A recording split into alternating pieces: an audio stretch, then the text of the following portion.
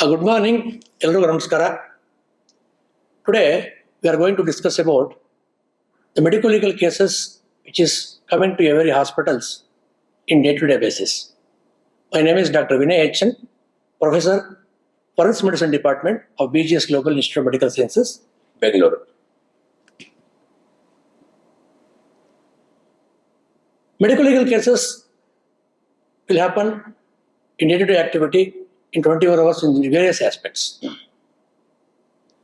Anybody working in a casualty and emergency setup of a small nursing home, a medium-scale hospital, or a big hospital,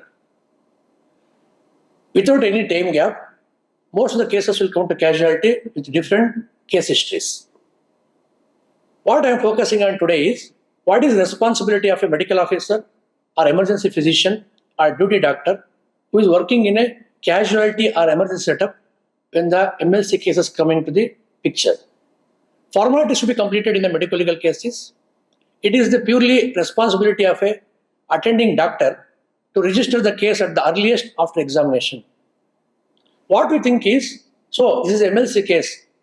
Do we have to register at the earliest or we have to give the treatment first? What we have to remember is, any patient come to casualty means it is an emergency case. First, our priority is giving the treatment and stabilizing the patient. After that, documenting medical legal case is the point number 2. Most of the doctors think and they get worried that, oh, it's MLC case, what we have to document, it is an MLC. Need not be. It's always an emergency phenomena where patient treatment is first priority, documentation and procedures with respect to the police department is next one. Number 2, any case registered as MLC in another hospital and referred to your hospital, the first question arises is, do you have to document it again in the same hospital? There are 2 scenarios. This is the most common question most of the doctors will ask. If any cases which is registered in other hospital as a medical legal case, you need not document it as MLC in your hospital again until unless the patient is very serious condition or death might be happening in future, post-operative or post-care. In that scenarios, you can document it in same hospital. Otherwise, if it is already recorded in another hospital, documentation in the same hospital is not required. Number 3, the referral slip be attached to the medical legal report form. The previous hospital what has given documentation, that slip should be attached to the medical legal register in your hospital. That is next point. It is important to remember that the treatment of every medical legal case takes proceedings over medical legal formalities if the patient is serious. Next, we are going to show how the medical legal register is there in the hospital. Most of the established hospitals will have already contained police intimation register and MLC register. So already most of you people are experienced doctors. You know how a MLC register looks and what documentation should be made in the medical legal register. Basic formalities like basic intimations, name, age, address and consent, and 2 identification marks in any MLC case is must. After that, taking the consent of the person who is attending the patient. Sometimes patients will come by themselves, small injuries. So they can give the history and you can take the consent of the same person. Sometimes an ambulance driver or a bystander will get the patient to the hospital. That time you can take their signature and their address for the correspondence.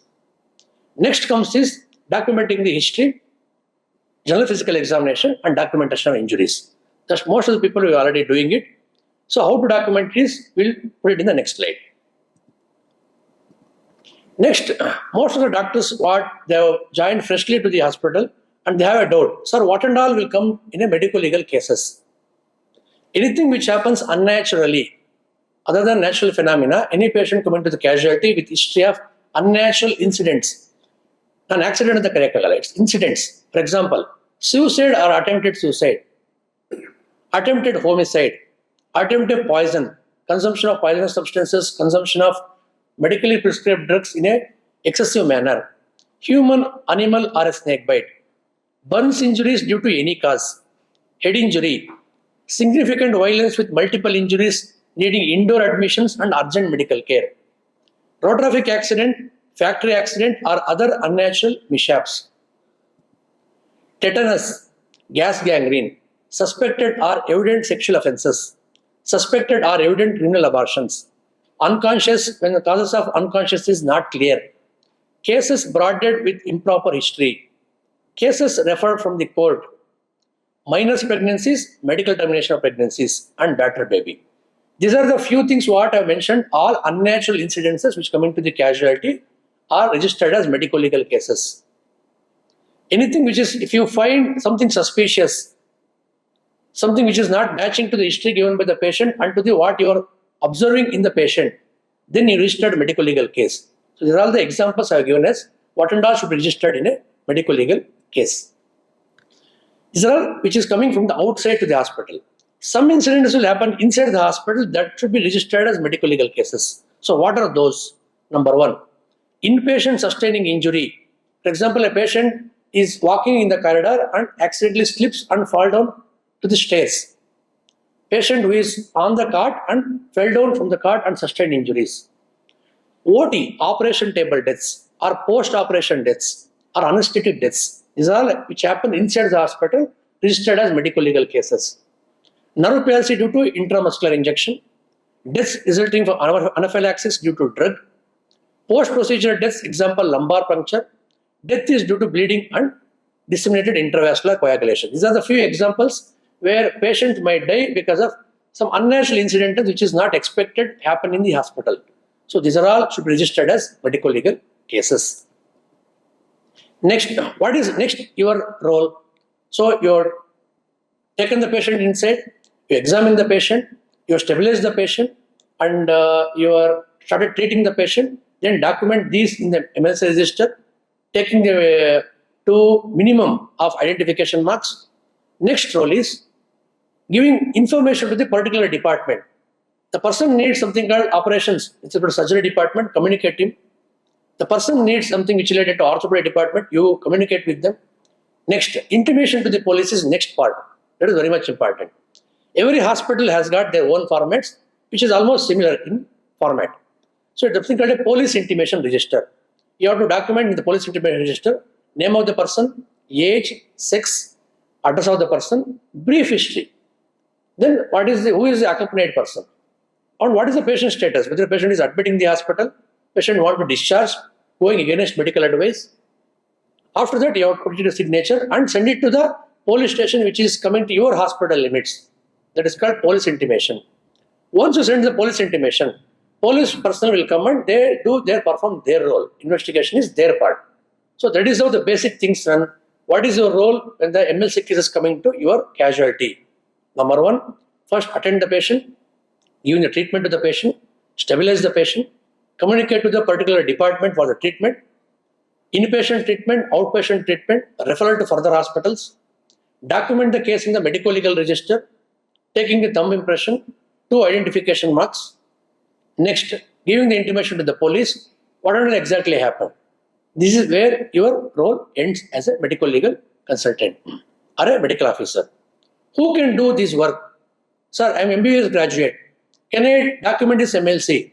Any person who has graduated and taken a degree of MBBS and holding a Karnataka medical course registration or in the respective states, their particular state registrations, they can do these works. A qualified medical officer who is having MBBS degree can document MLC cases. Any unnatural incidences can be documented.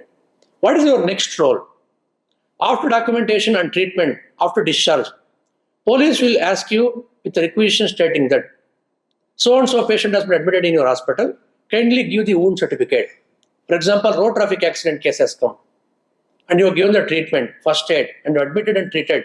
The same patient has been operated by an orthopedician. When the police asks with a requisition stating that kindly issue the wound certificate of a so-and-so patient who is admitted in your hospital, your role is receiving the requisition from the authority. Here we have to remember one thing, don't issue a wound certificate without a proper requisition from police authority or a court. Sometimes patients will ask, sometimes other parties will ask, like companies. So it's an official document by the law and order, so don't issue wound certificate without a proper requisition from the police officials. That is your next role.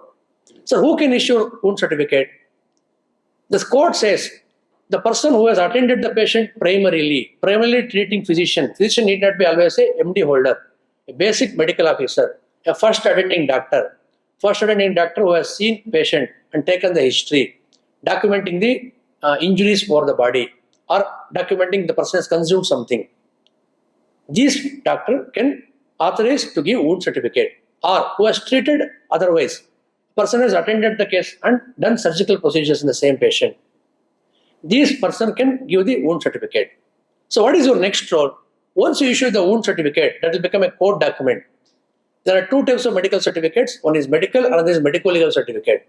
Wound certificate comes under medico-legal certificate. It is bound by the jury or court. If the case comes to the court, you will be called to give evidence. That time you have to attend to the court, take the same document as an expert witness and go to the court and give evidence. Whatever you have done, and you have to give the evidence in the court of law, and that is where this medico-legal cases ends in that concern to that case. This is what I have spoken about in brief, just for the giving information to the healthcare professionals who especially works in casualties and attending medico-legal cases other than normal cases which comes to casualty with other histories, means non-MLC cases. These are basic rules every doctor has to perform. Nowadays, in our curriculum of CBME, we are teaching the same phenomena to the outgoing interns so that they can perform better in handling medico-legal cases, especially in the emergency phenomena. This is how I want to give the information with respect to medico-legal cases. I feel it is a bit informative for you. It is lot more to discuss. We'll discuss in further videos.